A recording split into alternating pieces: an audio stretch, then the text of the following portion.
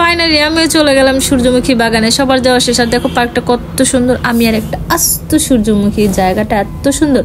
ও details এক্ষুনি বলতেছি। তো সকাল সকাল ঘুম থেকে উঠে শাড়ি টাড়ি পরে রেডি হয়ে তাজালিকে নিয়ে চলে গেছি, কারণ তাজালিকে স্কুলে দিয়ে দেন ওইখান থেকে আমি চলে যাব। তো যেহেতু আমাকে শাড়ি পরতে রেডি দিতে একটু সময় লাগছে, তাই আমি অনেকটা সকাল উঠে গেছি। তো তাজুকে আমি স্কুলে দিয়ে বাসের টিকিট কেটে বাসে উঠে 250 টাকা এন্ট্রি ফ্রি দিয়ে গোল্ডেন স্টার পার্কে চলে গেছিলাম। সেটা হচ্ছে গিয়ে নরসিংদীতে, নাগরিয়াকান্দি সম্ভবত, নাগরকান্দি বা নাগরিয়াকান্দি কিছু একটা, নাগরিয়াকান্দি যাই হোক। তো আমি সূর্যমুখী বাগানে ঢুকে গেলাম। তো যেহেতু এটা হচ্ছে একটা মানে পার্ক, তাই এখানে এন্ট্রি ফ্রি তো অবশ্যই ঢুকতে হবে। আর পাশে যে খোলামেলা সূর্যমুখী বাগান ছিল সেখানে সূর্যমুখীগুলো শেষ হয়ে গেছে, তার কারণে ঢুকছি পার্কে। তো পার্কে ঢোকার পর দেখো কত সুন্দর একটা ভিউ। আর হচ্ছে কি এখনো পার্কের কাজ মোটামুটি শেষ হয় নাই, 80% শেষ হয়ে গেছে। ঈদের আগে শেষ হয়ে যাবে আশা করি, যতটুকু কাজ দেখে বুঝলাম। যাই হোক, আমি এত কিছু বর্ণনা না করি। তো দেখো সূর্যমুখী বাগানে যায় জাস্ট মনটাই ভালো হয়ে গেছে। এত পরিমাণে ফুল, শুধু সূর্যমুখী না অনেক রকমের ফুল কিছুক্ষণ পরেই দেখতে পাবা। তো কতক্ষণ আমি হাঁটতেছি, কতক্ষণ আমি দৌড়াইতেছি, কতক্ষণ আমি কি করতেছি আমি নিজেই যাই না। মেয়ে মানুষ ফুল দেখলে যেমন করে একটু মানে থং টং এটা সেটা বুঝোই, তো এত ডিটেল তো বলতে পারবো না। তো যাই হোক দেখো সূর্যমুখী বাগান। তো আমি যেতে যেতে ফুলগুলো একটু ছোট ছোট, আর যদি হয়তো 15-20 দিন আগে যেতাম আর একটু বড় সাইজের ফুল দেখতে পারতাম। এখন ফুলগুলো মোটামুটি আমার কোমরের কাছাকাছি পড়ে, আর হয়তো 15-20 দিন আগে গেলে তো আমার মোটামুটি আমার সমান সমান হয়ে গেছে।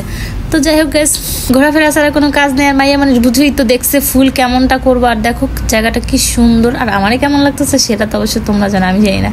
যাই হোক দেখো ফুল আর ফুল। তো ফুলের মাঝখানে আমি তো অনেক রকমের শ্যুট নিলাম বা পিকচার তুললাম, যেগুলো মেয়েরা নর্মালি করে আমিও সেটাই করছি। তো এত দূরে বিশ্বাস করে এত পরিমাণে জ্যাম, এত কষ্ট করে গেছি, তার মধ্যে শাড়ি কতটা যে কষ্ট হয়েছে বুঝাইতে পারবো না। আর ছাতা দিয়ে কি সুন্দর করে রাখছে পার্কটার ভিতরে, একটু ইউনিক লাগতেছে। আমরা ঢাকার মধ্যে যে পার্কগুলোতে ঘুরি সেটা থেকে একটু আলাদা আমার মনে হলো। আর যেহেতু নতুনত্ব কিছু দিবে বা করবে, এটাই স্বাভাবিক। তো দেখো এই পার্কটাতে আমি পড়ে যাচ্ছিলাম, প্রায় ছবি তুলতে গিয়ে ঠাস করে পড়ে যাচ্ছিলাম। তো যাই হোক এই পার্কটা সবথেকে বেশি যেটা প্রচুর বাহারি রকমের ফুল আর ফুল, মানে এত রকমের ফুল যে ফুলগুলোর নামও আমি বলতে পারবো না।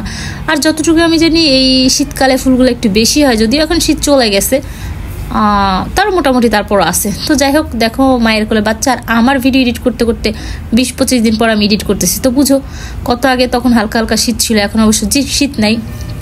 আর দেখো এই জায়গাটা কত সুন্দর, উপরে হার্ট শেপ, দেখলেই মন ভালো হয়ে যায়। তো আমি আর কি করবো, দৌড়াদৌড়ি করে এদিকে যাই সেদিকে যাই। জাস্ট এই পার্কটা যাওয়ার পরে দেখেই মনটা ভালো হয়ে গেছে। তোমার এমনিতেই মানে ঘুরতে ইচ্ছা করবে, নাচতে ইচ্ছা করবে, এটা সেটা। তা আমি তো অত ভালো বাইরে মানে অভ্যস্ত না ভিডিও করা বা হচ্ছে কোনো কিছু, তো অত একটা অভ্যস্ত না। মোটামুটি একেবারে যে না তাও না, একেবারে যে ভালো তাও না। তো দেখো হার্টশেপ কত সুন্দর।